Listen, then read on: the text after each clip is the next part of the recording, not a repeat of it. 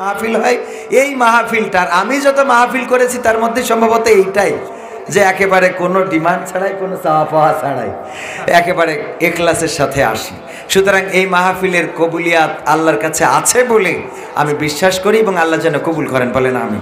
তো আজকের এই মাহফিলে শ্রদ্ধাভাজন সভাপতি হিসাবে যিনি রয়েছেন হযরত মাওলানা হাফেজ আব্দুল আজিজ সাহেব, মুহতামিম সুবর্ণখালী হাফেজিয়া মাদ্রাসা। আজকে প্রধান অতিথি ছিলেন আমাদের প্রাণপ্রিয় ওস্তাদ, আমাদের রাহবার, আমাদের অগ্রজ, যারা আমাদের কোন পথে চলতে হবে, কিভাবে বলতে হবে, কিভাবে আচার ব্যবহার করতে হবে আমাদের শিখান, হাতে কলমে শিখান, প্র্যাকটিক্যালে শিখান, আদর্শ দিয়ে শিখিয়েছেন। এবং শেখাতে শেখাতে আজকের একেবারে পরন্ত বিকালে, তারপরেও সকালে এক জায়গায়, দুপুরে আর এক জায়গায়, বিকালে আর এক জায়গায়, রাত্রে আর এক জায়গায় এখনও ছুটে চলেন। এত এনার্জি কোথা থেকে পান আল্লাহ রাব্বুল আলামিন সেই ভালো জানেন। আল্লাহ তার বান্দাকে এখনও চলার শক্তি দিয়েছেন এবং আল্লাহর কাছে আমরা চাইব আল্লাহ যেন আমৃত্যুকাল এই পাওয়ারটা দিয়ে রাখেন বলেন আমিন। আমাদের শ্রদ্ধাভাজন জনাব হযরত মাওলানা আজিজুর রহমান সাহেব, যিনি কর্মপরিষদ সদস্য তথা শুরা সদস্য বাংলাদেশ জামাত ইসলামী কেন্দ্রীয় কমিটি। এবং আমরা প্রত্যাশা করি আমাদের এই সারসার নেতৃত্ব দিবেন সারসার গণমানুষের জন্য কথা বলবেন, সারসার মানুষের হয়ে মানুষের অধিকারের জন্য কথা বলবেন।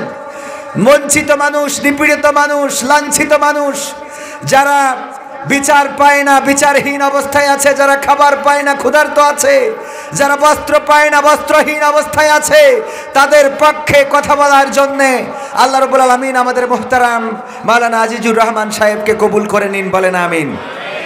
সৎ লোক, যোগ্য লোক যদি থাকে তবে সুশাসন এবং সুন্দর সমাজের প্রত্যাশা করা যায় বলেন ঠিক কিনা। আর সৎ লোক যদি না পাওয়া যায়, উপর থেকে শেখ হাসিনা কিন্তু একেবারে কম দেয় নাই, দিয়েছে কিন্তু সেগুলো খাটের নিচে ঢুকেছে, সুইস ব্যাংকে ঢুকেছে, বেগমপাড়ায় ঢুকেছে, সুইজারল্যান্ডে ঢুকেছে, দুবাইয়ে ঢুকেছে, আবুধাবিতে ঢুকেছে সিঙ্গাপুরে, মালয়েশিয়ায়, থাইল্যান্ডে, বিভিন্ন দেশে চলে যাওয়ার কারণে শেখ হাসিনা দিয়েছে, সেইগুলো জনগণের কাছে আসে নাই। উনি খাতা কলমে দেখেছে জনগণ রে এত দিলাম, আর এই জনগণ আমার বিরুদ্ধে চলে যায়, এটা কিভাবে হয়? ঠিক না বেঠিক? কিন্তু জনগণের কাছে আসে নাই। কেন আসে নাই? সৎ এবং যোগ্য নেতৃত্বের অভাব ছিল। তারা কলা চুরির বিচার করে বেড়াইছে, কচু চুরির বিচার করে বেড়াইছে, আর নিজেরা নদী, পুকুর, খাল, বিল, বাওড়, হাওড় সব চুরি করে নিয়ে গেছে। ঠিক না বেঠিক? বিচার করতেছে কি ব্যাপার, অমুকের বোর বেড়া ভাঙতে গেছিল, এই বেয়াদব, এত বড় বেয়াদব তুই, হ্যাঁ আমাদের দেখে শিখতে পারিস না? ওদের দেখেই তো শিখেছে। কয়দিন পরে দেখা যায় চেয়ারম্যানের জুতো আরেকজনের খাটের তলে। ঠিক না বেঠিক? পাওয়া যায় না যে বিচার করে বেড়ায় আরেকজনের ঘর ভেঙে যাচ্ছে, অথচ ও যে 30 জনের ঘর ভেঙে দিয়েছে, এটা কিনা বিচার করবে? আছে না নাই? এই জন্য এই জাতীয় নেতার নেতৃত্ব থেকে মুক্তি পাওয়ার দরকার আছে না নাই? এমন অযোগ্য নেতারা এসেছিল। এই মাহফিলটা 24 বছর, আজকে 23 বছর, গত বছর আমাদের কথা বলার জন্য একজন ব্যক্তিগত মানুষের আয়োজন, তাও বাধা দেওয়া হয়েছিল। এখন আমার দুলা ভাই আছে সাক্ষী, এই মাহফিল পর্যন্ত করতে দিতে চাইনি। কোরআনের মাহফিল করলে তাদের ভয়টা কিসের? তারা বাধা দেয় কোন কারণে? কারণ তারা জানে এখানে চোরদের বিরুদ্ধে কথা হয়, ধর্ষকদের বিরুদ্ধে কথা হয়, যারা অন্যের বউ ভাগিয়ে নিয়ে যায় তাদের বিরুদ্ধে কথা হয়। এই জন্য এই নেতাগুলো এই কথা পছন্দ করে না। আমরা এই নেতাদের আর বাংলাদেশে চাই না, তাদের জন্য বর্ডারটা খুলে দিতে চাই। তাদের দেশে ছাড়া বাংলাদেশে এই নেতাদের জায়গা হবে না। যারা কোরআনের মাহফিল বাধা দেয়, যারা কোরআনের মাহফিল শুনতে দিতে চায় না, এই মাহফিল কোনো প্রতিষ্ঠানের নয়, এই মাহফিল ইনকামের জন্য করা হয় না, এই মাহফিলে নেতা নেত্রীদের প্রমোট করা হয় না, এই মাহফিল আল্লাহর জন্য করা হয়। এটাও গত বছর বাধা দেওয়া হয়েছে। তোমাদের এত অসুবিধা হয় কেন? তোমাদের মাহফিল, কোরআনের মাহফিল করলেই তোমাদের জ্বালা বেঁধে যায় কেন? এই জ্বালাবাদ তো আবু জাহেলের, এই জ্বালাবাদ তো ফেরাউনের, নমরুদের, আর তাদের প্রেতাত্মা, তাদের উত্তরসূরিরা এখনো বাংলাদেশে রয়েছে, মাথা চাড়া দিয়ে উঠতে চায়। আর যিনি পালিয়ে গেছে ওখান থেকে আবার ফোনে বলে যে তোমরা রেডি হও, আমি চট করে ঢুকবো। বলে না বলে না? তাদের লিডার আল্লামা মামুনুল হক আমার মাহফিলে এসে বলেছিলেন, ফেরাউন, নমরুদ, আবু জাহেল এবং আব্দুল্লাহ বিন উবাই চারটা যদি এক পাত্রে গুলানো হয়, সেইটাই যা তৈরি হয় তার নাম হলো শেখ হাসিনা।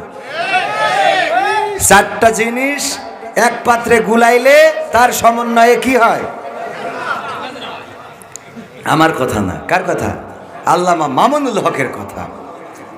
এখন অনলাইনে আছে, আপনারা খুঁজে নিয়েন। যদি মনে করেন বানিয়ে বলছি, ওনার ব্যাপারে তো বানিয়ে বলার কিছু নেই, বলা যাবে। আমরা যখন মামুনুল হককে দাওয়াত দিলাম আমাদের মাহফিলে আসবেন না বলে অনেক আলেম ওলামা, হাফেজ, মুফতি, মাদ্রাসার মুহতামিম দেদারসে প্রচার, এমনকি হেফাজতে ইসলামের অনেক নেতা এবং কর্মীরাও প্রচার করেছে আল্লামা মামুনুল হক কিন্তু ছুটিপুরে আসবে না, তিনি দাওয়াত নেই নাই। আমরা কোনো প্রশ্নের অ্যান্সার করি নাই। কেন করি নাই? যে আমরা দেখাবো যেদিন প্রোগ্রাম হবে সেই দিন। যদি চুপ থেকে কোনো কিছুর উত্তর হয়ে যায় তাহলে চুপ থাকাই তো ভালো। একটা অ্যাড আছে দেখেন না, যে দাগ থেকে যদি ভালো কিছু হয় তাহলে দাগই ভালো। দেখেছেন কিনা? দাগ থেকে যদি ভালো কিছু হয় তাহলে দাগই ভালো। চুপ থেকে যদি ভালো উত্তর হয়ে যায় তাহলে চুপ থাকাই। যারা আমাদের ইসলামী আন্দোলনকে পঙ্গু করে দেওয়ার জন্য নেতা নেত্রীদেরকে, নেতা কর্মীদেরকে ফাঁসি দিয়েছে না দেয় নাই?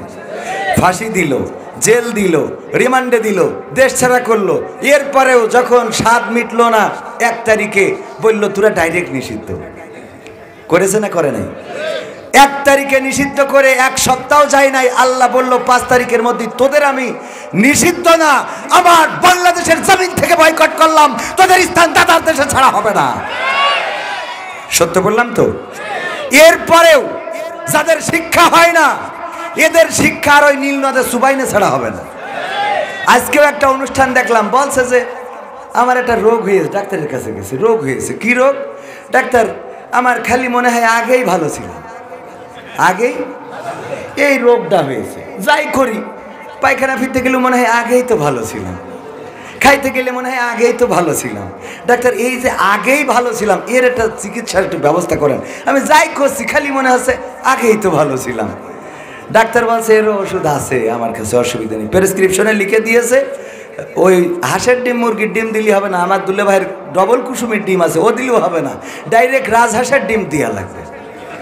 তো বলছে এটা খালি সেরে যাবে? কষ্ট না, উপর দিয়ে খালি হবে না, এটা নিজ দেখাতে হবে। আগেই ভালো ছিলাম এটা নিজ দিয়ে খাওয়া ছাড়া তোকে এই রোগ সারবে না। এরকম আল্লাহর ওলি আছে না নাই? ওদের রাজহাঁসের ডিম ছাড়া আগেই ভালো ছিলাম এই কথা বলা সারবে না। আগে ভালো ছিলে, কত ভালো ছিলে। এই ব্লাউজ কে দিয়েছে? ব্লাউজের অধিকারও ছিল সরকারি, আমরা যখন খেটি বানাই তাও ওকে।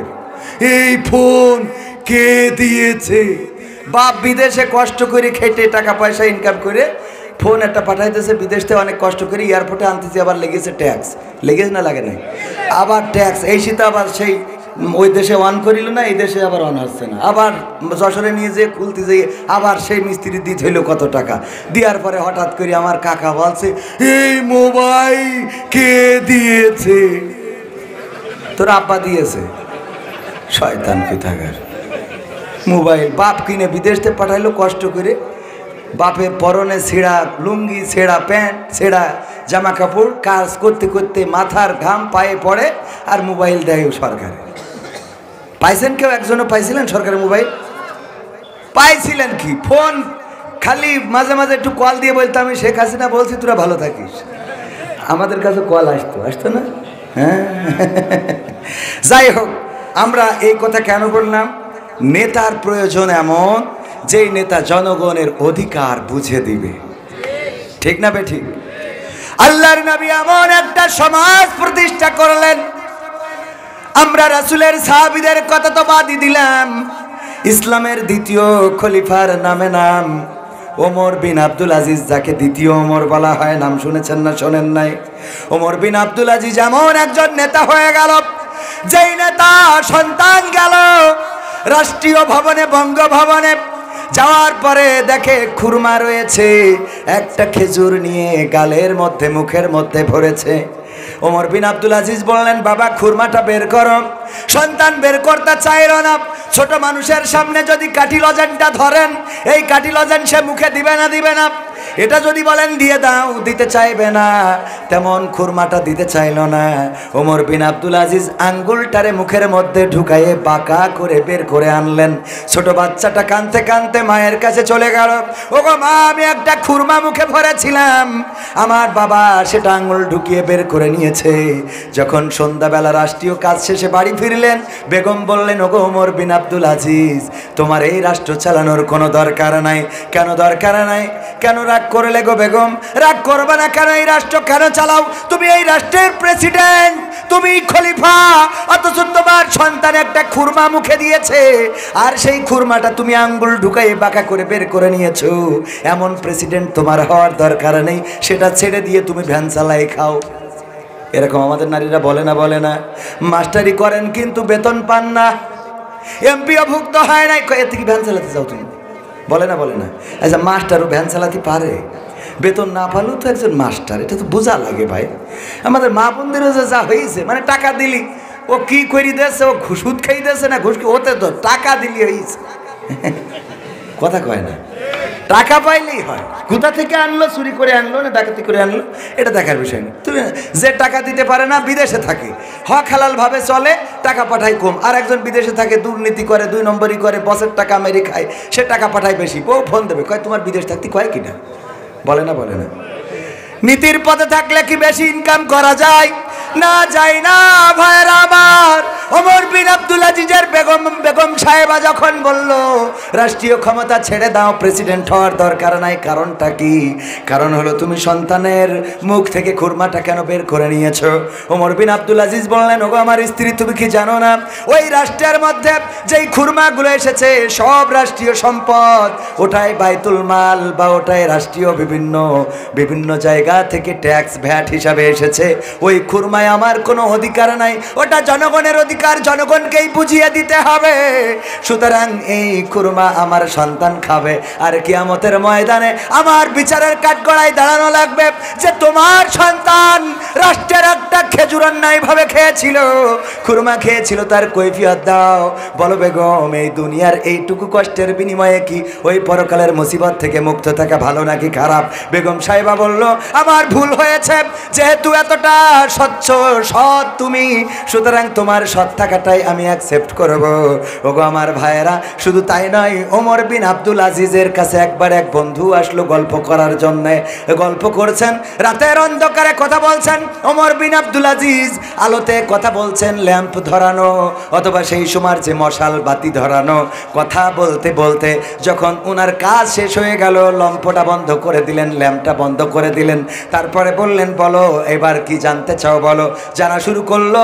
এবার যখন পরিবারের কথা তুলেছেন বন্ধু, ওই সময় আলোটা বন্ধ করেছেন। আমি ভুল বললাম, কাজ শেষ নয়, যখন রাষ্ট্রের খোঁজ খবর নিচ্ছিল তখন ল্যাম্পটা জ্বালানো ছিল, কিন্তু যখন পরিবারের খোঁজ খবর নেওয়া শুরু করলো, ল্যাম্পটা বন্ধ করে দিল। ওমর বিন আব্দুল আজিজ ল্যাম্প বন্ধ করার পরে বন্ধুটা বললেন, ওগো বন্ধু, এই অন্ধকারে ল্যাম্পটা বন্ধ করলেন কেন? ওমর বিন আব্দুল আজিজ বললেন, ওগো আল্লাহর বান্দা, তুমি কি জানো না যে ল্যাম্পটা জ্বলছে, এটা রাষ্ট্রের ল্যাম্প। এই ল্যাম্পটা আমি জ্বালাচ্ছিলাম, যতক্ষণ তুমি রাষ্ট্রের খবর নিয়েছো ততক্ষণ ল্যাম্পটা জ্বলেছে, অধিকার ছিল। কিন্তু যখন তুমি জিজ্ঞেস করেছো আমার বউ কেমন আছে, বিবি কেমন আছে, বাচ্চা কেমন আছে, বাড়িতে আমরা সবাই কেমন আছি, তখন চিন্তা করলাম আমার ব্যক্তিগত খবর বলার জন্যে রাষ্ট্রের কেরাসিন পোড়ায় আলো জ্বালানোর কোনো অধিকার আমার নাই। আল্লাহু আকবার। এই নেতা এখনকার জামানায় আছে না নাই? আছে? কয় নেই, আমি দেখাই দিচ্ছি একটা।